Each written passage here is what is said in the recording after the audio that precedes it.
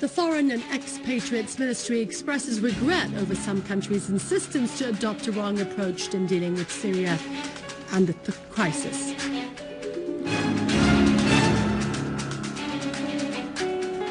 After committing a brutal massacre at Aleppo University, terrorists target Al-Khalasa residential area with a missile.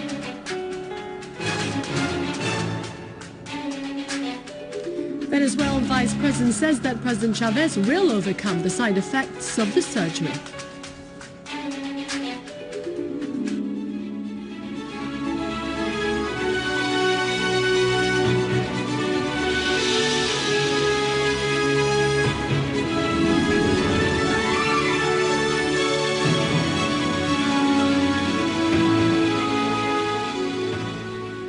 Good afternoon, this is Dania Nizam sitting in for Ala Ibrahim. The Foreign and Expatriates Ministry said in a letter addressed to the chairman of the UN Security Council that Syria expresses regret at some countries' insistence to adopt a wrong approach in terms of seeking to refer the situation in Syria to the International Criminal Court, ICC. The ministry's letter came in response to a move taken by a number of countries by which they submitted a joint letter to the Security Council on referring the situation in Syria to the ICC in the framework of their claims of concern about the humanitarian situation in Syria and on efforts to bring human rights violations to a halt.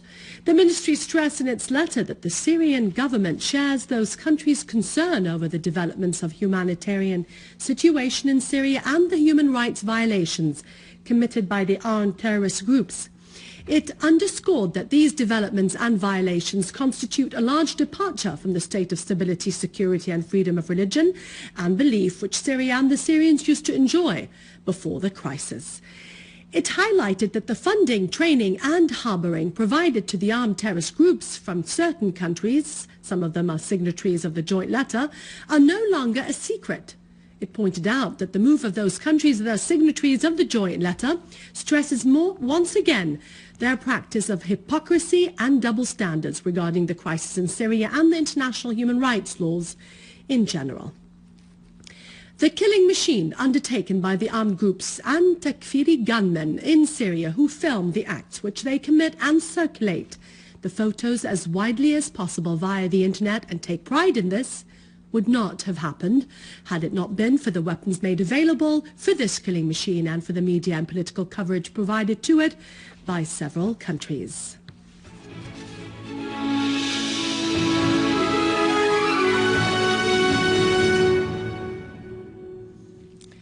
Again, in Aleppo, inside the terror circle, a terrorist group fired a missile from Al-Khalasa to Al-Muhafaza residential area, which resulted in a number of martyrs and wounded scores of other people in addition to material damage.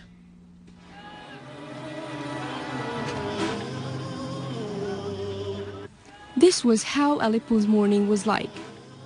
While people were asleep in their homes safely, some of them woke up to find that a member of their family was martyred or wounded, or even houses were damaged, whereas some of them didn't wake up at all. It wasn't enough for the terrorists to destroy Aleppo in retaliation of its loyal people.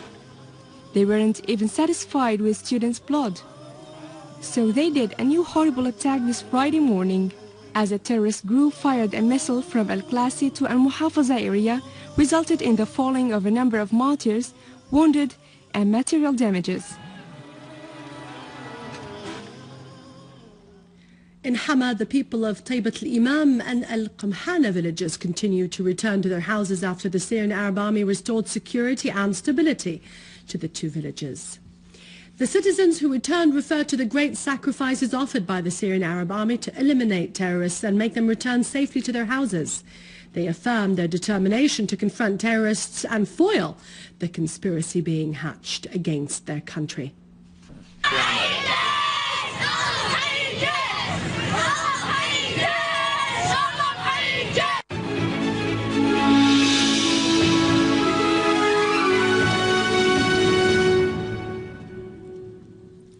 The Turkish government arrested 85 figures, among them 15 lawyers from the CHD party. It also issued an arrest warrant against Seljuk Kozagli, chairman of the CHD, and its members. Lawyer Oya Aslan, the two lawyers are visiting Syria to inspect the damages that affected the Syrian people and find common denominators to raise lawsuits against the Turkish government, which is involved in the events in Syria. Syrian parties condemned the Turkish government's arrest of 85 people, among them 15 lawyers of the Contemporary Lawyers Association, describing the act as immoral. The Syrian Democratic National Bloc Party, the National Youth Party for Justice and Development, and the Popular Front for Liberation and Change denounced in a statement the Turkish government's move, saying it was a desperate attempt to prevent the opposition rising movement against policies of the Turkish Justice and Development Party from prosecuting Erdogan's government on their involvement in crimes inside Syria. Turkish lawyer Seljuk Kozakli, who's currently visiting Syria in solidarity with the Syrian people, affirmed that Contemporary Lawyers Association, CHD, will continue to work with all trade and vocational unions in Turkey to disclose Erdogan's government's immoral practices and crimes against the Syrian people. We will collect information about the losses inflicted upon the Syrian people because of Erdogan's immoral practices, especially the robbery and the trading of the territories to attack the Syrian people and their properties. We will also file lawsuits against Erdogan and the Justice and Development Party because of hosting these terrorists. The Turkish people, like the Syrians, were greatly harmed by Erdogan's policies. We are here to clarify to the Turkish people that the reality of the events in Syria are not like this, because our people will not accept the crimes perpetrated by their government against the Syrian people. We have seen sabotage and plunder acts by the Erdogan government, and it is a partner in committing these crimes. The head of the National Security and Foreign Affairs Committee at the Iranian Parliament, Alaaddin Bajordi, stressed that Syria has a strong army composed of the steadfast Syrian people, which does not allow any interference in its internal affairs. He clarified that the claims of the terrorist groups in Syria about an Iranian interference in the internal issues are baseless, and they are due to the failure of these groups that are supported by the Qatari and the Saudi regimes. Bajordi said that despite the continuance of the Syrian crisis and the ongoing Qatari and Saudi financial support to terrorists, the attempts to change the political government in Syria has failed. Bajordi responded to the claims of the leaders of these terrorist groups concerning the Russian-Iranian support to Syria, saying that his country will stand by Moscow and Beijing, and they will support Syria because it is the front force facing the Zionist entity. The Russian President's special envoy to the Middle East and Deputy Foreign Minister Mikhail Bogdanov stressed that the Russian principled stance on the crisis in Syria is firm in terms of finding a solution that is based on dialogue and the principles agreed on in Geneva, in the Geneva Declaration. Bogdanov's stress came during a meeting with the delegation of the People's Assembly chaired by head of the Press Printing and Publishing Committee, Faiz Assair, in Moscow. He said Russia is committed to its principled and firm stance that is based on solving the crisis in Syria through comprehensive dialogue among all the parties involved in it and on the basis of the principles agreed on in the Geneva Declaration. He highlighted the Russian efforts seeking to unify the international stances around finding a solution to the crisis in Syria by peaceful means. For his part, Assair highlighted the constructive role played by Russia regarding the situation in Syria, stressing that what is going on in Syria is not a sectarian or civil war, but rather a war waged against it through the misleading media and the continuous flow of money.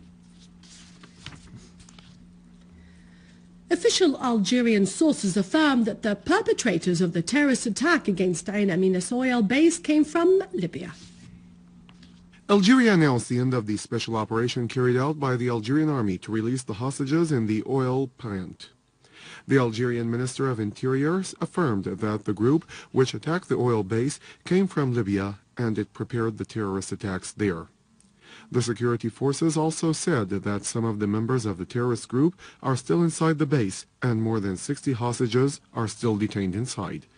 The terrorist attack drew international condemnation, especially from France and Britain, which warned against the terrorist attacks, ignoring the important fact that they were the main sources behind the terrorism in the region, especially after destroying the Libyan state and changing it into conflicting emirates and stores for weapons and Takfiri terrorists to be distributed to the nearby states to achieve the Western Chaos Project in the Arab states.